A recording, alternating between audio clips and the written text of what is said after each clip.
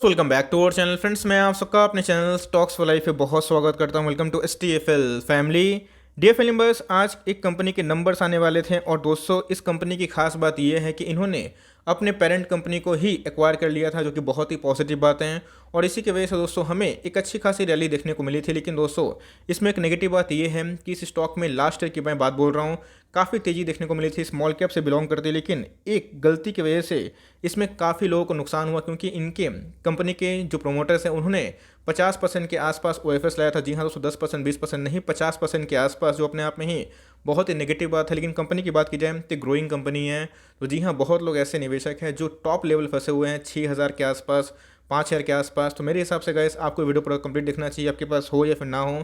मैं किसके बारे में डिस्कस कर रहा हूँ और क्या लेसन सीखना है, बिकॉज अगर आप मार्केट में नए हैं तो आई एम श्योर कि आपको शायद इसके बारे में पता नहीं होगा। लेकिन अगर मार्केट में 2 साल पुराने हैं, 1.5 साल पुराने हैं, तो इसके बारे में आपको ज़रूर पता होगा। तो क्या रणनीति अपनानी है, कौन सी कंपनी और क्या लेसन इधर पे सीखने को मिल रहा है, सब कुछ डिस्कस करूंगा। चैनल फर्स्ट टाइम होंगे सब्सक्राइब कर सकते हैं इस तरह क्वालिटी कंटेंट को सबसे पहले एक्सेस करने के लिए। मैंने आज के दिन बहुत सारे वीडियोस बनाए हैं जहां पे IRCTC में जो स्प्लिट कंफर्म हो चुकी है, तो रणनीति क्या होगी, और एफएल को लेके एक बड़ी टारगेट सीखने को मिल रही है। और साथ ही साथ दोस्तों इस केमिकल कंपनी की बात की जाए तो काफ़ी पोटेंशियल है, इसको चेक करना ना भूलें ना। Without dealing in for time, let's begin. इस कंपनी का नाम क्या है, आप देख सकते हैं कि GMM फॉडलर लिमिटेड हेवी इंजीनियरिंग में काम करते हुए दिखाई पड़ती है। और उन्होंने क्या बताया कि अपने ही पेरेंट कंपनी को इस कंपनी ने एक्वायर कर लिया था।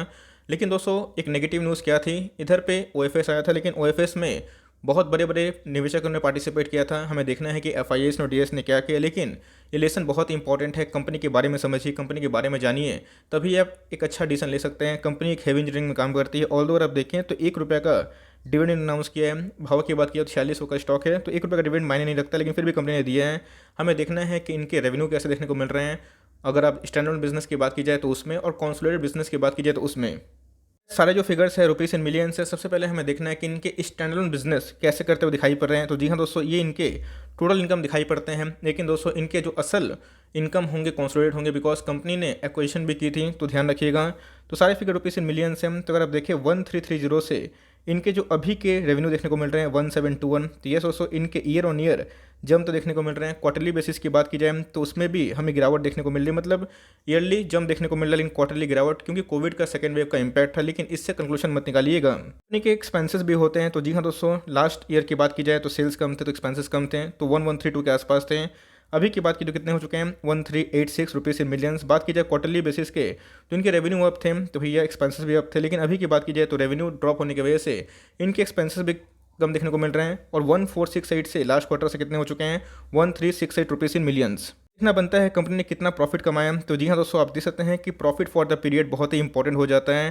तो इनके जो प्रॉफिट है 163 से कितना देखने को मिल रहे हैं, 258 रुपीज़ इन मिलियंस। तो जी हाँ दोस्तों, ईयर टू ईयर हमें जंप तो देखने को मिल रहा है, लेकिन क्वार्टरली बेसिस पे 314 से कितना देखने को मिल रहा है, 258। तो यस, कोविड का इम्पैक्ट हम ध्यान रखिएगा। बट फिर भी दोस्तों जैसा कि हमने देखा कि बहुत जगह पे ईयरली तो राइज है, लेकिन क्वार्टरली फॉल देखने को मिल रहा है। उसी की वजह से अगर आप देखें इनके EPS जो है 11.19 से कितने हो चुके हैं, 17.68। अच्छी बात है। लेकिन क्वार्टरली की बात की जाए तो उसमें हमें गिरावट देखने को मिला। लेकिन इधर पे इंटरेस्टिंग बात क्या है, इन्होंने क्या किया था, एक्विजिशन किया था, और जिसकी वजह से इनके कॉन्सुलेट जो बिजनेस कैसे कर रहे हैं वो देखना बहुत इंपॉर्टेंट हो जाता है। चलिए थोड़ा सा हेजी है, माफ़ करिएगा, ऐसे ही क्वालिटी अवेलेबल थी, लेकिन मैं इसको लिखूंगा भी, स्पेल भी करूंगा। अब दोस्तों इधर पे मज़ा आने वाला है, क्योंकि इनके एक्विजिशन के बाद मैंने क्या बताया था कि इनके जो पेरेंट कंपनी है उसी को एक्वायर कर लिया था। तो अगर आप देखें तो इनके जो रेवेन्यू है ये बहुत ही उछाल देखने को मिल रहे हैं। 1571 से अगर आप देखें तो इनके रेवेन्यू कितने हो चुके हैं, 552 रुपीज़ इन मिलियंस। बहुत ही शानदार वाली जंप देखने को मिल रही है। अगर आप देखें क्वार्टरली बेसिस पे तो 4746 से कितने देखने को मिल रहे हैं, 552। मतलब अगर आप देखें तो ईयरली और क्वार्टरली दोनों में जंप देखने को मिल रहा है। याद रखिएगा इधर पे कोविड का इम्पैक्ट है, लेकिन मैंने क्या बताया कि ओवरसीज बिजनेस भी इनके एडिशनल रेवेन्यू को कंट्रीब्यूट करते हैं, जिसकी वजह से इनके ईयरली और क्वार्टरली दोनों में हमें अच्छा खासा उछाल देखने को मिल रहा है। लेकिन अब देखना बनता है एक्सपेंसेस कंपनी ने कैसे किए हैं। एक्सपेंसेस की बात की जाए तो कंपनी के इधर पे ही कैश देखने को मिल रहा है। कंपनी की बात की जाए तो ओवरसीज जो बिजनेस को उन्होंने एक्वायर तो किया था, लेकिन दोस्तों एक खर्चे भी होते हैं। एम्प्लॉय कॉस्ट की बात की जाए तो भारत के जो एम्प्लॉई है उनके जो एक्सपेंस काफ़ी कम होते हैं, लेकिन उधर की बात की जाए विदेश की तो भाई उसके एक्सपेंसेस काफ़ी ज़्यादा होते हैं। तो ऑल्दो आप देखें तो इनके एक्सपेंसेस में काफ़ी जंप देखने को मिल रहा है। रेवेन्यू बढ़ा तो क्या हुआ, लेकिन इनके खर्चे बढ़ रहे हैं। 1340 कितने हो चुके हैं, 5685। तो ये दोस्तों इनके अंदर उछाल देखने को मिल रहा है खर्चे में। क्वार्टरली की बात की जाए तो उसमें भी बहुत मैसिव जंप है। 4618 से कितने हो चुके हैं, 5685। लेकिन दोस्तों ध्यान दीजिएगा यहाँ पर अगर आप देखें तो जितने भी कॉस्ट मटेरियल जो बढ़ते हुए दिखाई पड़ रहे हैं, जो चीज़ बढ़ रहे हैं, आपको पता है कि स्टील की बात की जाए, एल्युमिनियम की बात की जाए तो कमोडिटीज़ में बहुत राइस हैं। तो इधर पे दोस्तों इनके भी खर्चे बढ़ते हुए दिखाई पड़ रहे हैं, लेकिन मेक श्योर कि इस बात को ध्यान रखिएगा। लेबर चार्ज की बात की जाए तो इनके बढ़ते हुए दिखाई पड़ रहे हैं। यस, इनके बढ़ते हुए खर्चे की वजह से, लेबर कॉस्ट की वजह से इनके अंदर काफ़ी हमें खर्चे में इजाफा देखने को मिल रहा है। अब देखना बनता है कि कंपनी ने प्रॉफिट कितना कमाया। फ्रेंड्स, अगर आप देखें तो असल प्रॉफिट इधर पे है attributed to the equity of the share की बात की जाए, मतलब ये 191 रुपीज़ इन मिलियन से कितने हो चुके हैं, अगर आप देखें 25 मिलियन। तो मतलब दोस्तों इनके प्रॉफिट में ह्यूज फॉल देखने को मिल रहा है। क्वार्टरली बेसिस की बात की जाए तो 41 से अगर आप देखें तो 25 हो चुके हैं। तो ये दोस्तों इनके प्रॉफिट में बहुत फॉल देखने को मिल रहा है खर्चे की वजह से। लेकिन मैंने क्या बताया, कॉमोडिटी के प्राइस काफ़ी अप होने की वजह से इनकी raw material cost of course बढ़े हैं। तो जी हाँ दोस्तों, ये असल में attributed to the equity holders of the parent की बात की जाए तो यही असल प्रॉफिट है। उसके वजह से अगर आप देखें तो इनके ईपीएस में अच्छा खासा फॉल देखने को मिल रहा है। 13 का ईपीएस कितना हो चुका है, 1.77 के आसपास, और बात की जाए 2.84 से कितना हो चुका है, 1.77। तो मेरे हिसाब से गाइस इनके रेवेन्यू तो काफ़ी अच्छे दिखाई पड़ रहे हैं, लेकिन खर्चे बढ़ने की वजह से इनके प्रॉफिट में बहुत डिक्लाइन देखने को मिला और इसी की वजह से नंबर्स हमें थोड़े वीक देखने को मिल रहे हैं। लेकिन जिस हिसाब से इन्होंने एक्वेशन किया था और जो इनका एम था कि इनके अपने रेवेन्यू कंट्रीब्यूट करना है, वो तो चलिए सही है, लेकिन दोस्तों इनके खर्चे ही बहुत बढ़ गए। तो इधर पे डिसअपॉइंटिंग थोड़ा सा मुझे पर्सनली फील हो रहा है, क्योंकि मुझे उम्मीद थी कि इनके रेवेन्यू बढ़ेंगे तो इनके प्रॉफिट भी बढ़ना चाहिए, लेकिन उस हिसाब से अगर आप देखें तो प्रॉफिट में हमें अच्छा खासा उछाल नहीं बल्कि गिरावट देखने को मिल रहा है। नंबर्स की बात की जाए जेएमएम फॉडलर की तो अपने आप में ही नंबर्स अगर आप देखें स्टैंडअलोन फ्रंट में तो हमें ठीक ठाक देखने को मिल रहे हैं, ओके ओके टाइप्स, लेकिन कंसोलिडेट फ्रंट में इनके प्रॉफिट में डिक्लाइन देखने को मिल रहा है। और अगर आप देखें तो मार्केट ने आज इसको चीयर किया है नंबर्स के पहले, एक अच्छी खासी उछाल देखने को मिल रही है 2.5% के आसपास। ये भी दोस्तों कांड हुआ था, अगर आप देखें तो कंटिन्यूसली इधर प्राइस हमें देखने को मिल रहा था। उसके बाद ऑपरेटर की एंट्री हुई और ये स्टॉक का प्राइस 7,000 भी जा चुका था। उसके बाद हमें एक गजब की गिरावट देखने को मिली और 3500 तक आ चुका था। ऑल दोस्तों मेरे पास एक स्टॉक ऑलरेडी है और इधर पे मेरे प्रॉफिट ऑलरेडी थोड़े से कम देखने को मिल रहे हैं, लेकिन ध्यान रखिएगा कंपनी के नंबर्स हमें ओके ओके दिखाई पड़ते हैं। अब देखना बनता है कि मार्केट में रिस्पांस कैसा होगा। यस, शॉर्ट टर्म की बात की जाए तो मार्केट शायद इसको नेगेटिव ले, लेकिन लॉन्ग टर्म की बात की जाए तो इनके सेल्स ठीक ठाक देखने को मिल रहे हैं जिस हिसाब से इन्होंने कमिट किया था, लेकिन प्रॉफिट कम होने की वजह से मार्केट शायद दोस्तों इसको नेगेटिव आराम से ले सकती है। कारोबारी कंडीशन की बात की जाए तो आप देख सकते हैं कि 37% के आसपास आज के दिन हमें डिलीवरी देखने को मिल रही है।